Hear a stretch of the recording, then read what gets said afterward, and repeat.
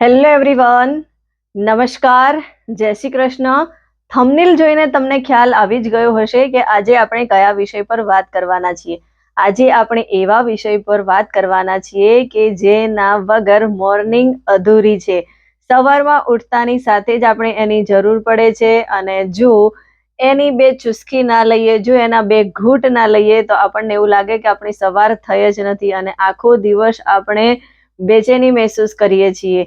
તો આજે આપણે ચાયની ચુસ્કી એના વિશે વાત કરવાના છીએ. અને ચા એ ખરેખર આપણા માટે હેલ્ધી છે કે અનહેલ્ધી, એ પણ એક મોટો પ્રશ્ન છે.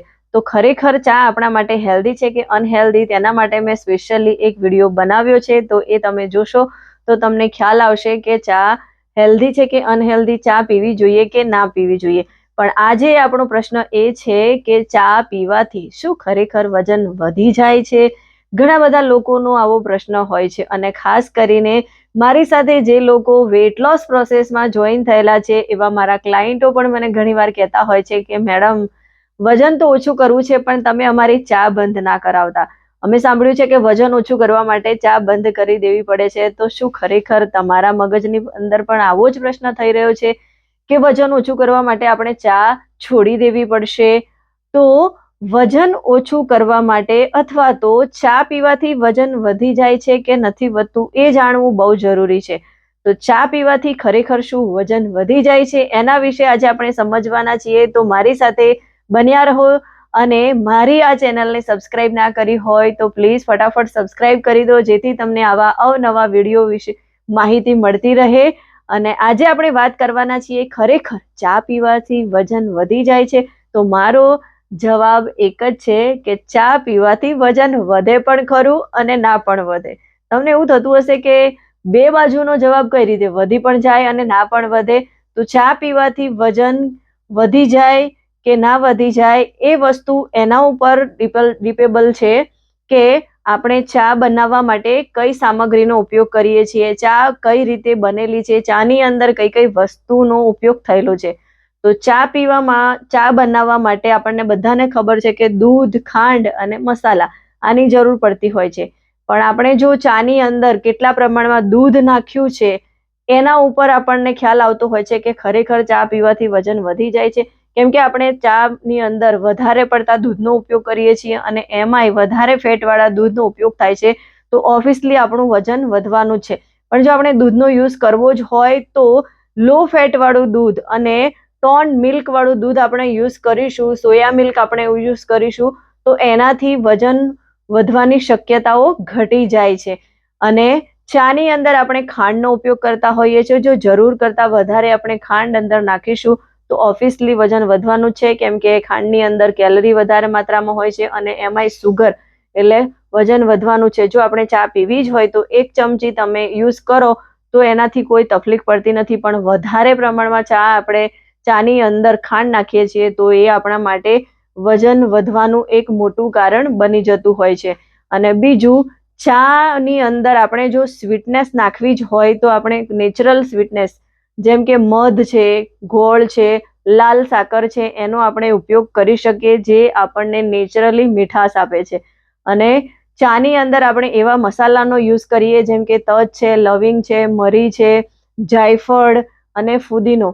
આ બધી વસ્તુનો આપણે યુઝ કરીશું કેમ કે આ મસાલાની અંદર મેટાબોલિઝમ સારું એવું હોય છે. એટલે આ મસાલા આપણા મેટાબોલિઝમને બુસ્ટ કરે છે, જે આપણું વજન વધતું અટકાવે છે. તો આવા મસાલાનો પણ આપણે ચાની અંદર નાખીને એનો ઉપયોગ કરીશું. તો ચા પીવાથી વજન ત્યારે જ વધે છે કે આપણે જરૂર કરતાં વધારે ચા પીએ છીએ. ઘણા બધા લોકોની આદત હોય છે કે દિવસ દરમિયાન 15 થી 20 વખત ચા લઈ લેતા હોય છે. જો આટલી બધી ચા થઈ જતી હોય તો એ ખરેખર આપણા માટે નુકસાનદાયક છે. જો આપણે ચા પીવી જ હોય, આપણને ચા વગર ચાલતું જ ના હોય અને આપણે હેલ્ધી રહેવું હોય તો દિવસ દરમિયાન તમે 1 થી 2 વાર ચા લેશો તો એ તમારા માટે નુકસાનકારક નહીં હોય, એ તમારું વજન વધવા નહીં દે. તો આપણે ચા જો પીવી જ હોય તો એને યોગ્ય પ્રમાણમાં લઈશું, વધારે પ્રમાણમાં લઈશું તો ઓબ્વિયસલી આપણું વજન વધવાનું છે. અને ચાની અંદર કઈ સામગ્રીનો ઉપયોગ થયો છે, કેમ કે ઘણા બધા લોકોને બહુ જ ઘડી ચા ભાવતી હોય અને એકલા દૂધની ચા પીવાથી પણ ટેવાયેલા હોય છે. તો ખરેખર આપણે આપણું વજન વધવા ના દેવું હોય તો ચાનો આપણે પ્રમાણસર ઉપયોગ કરીશું.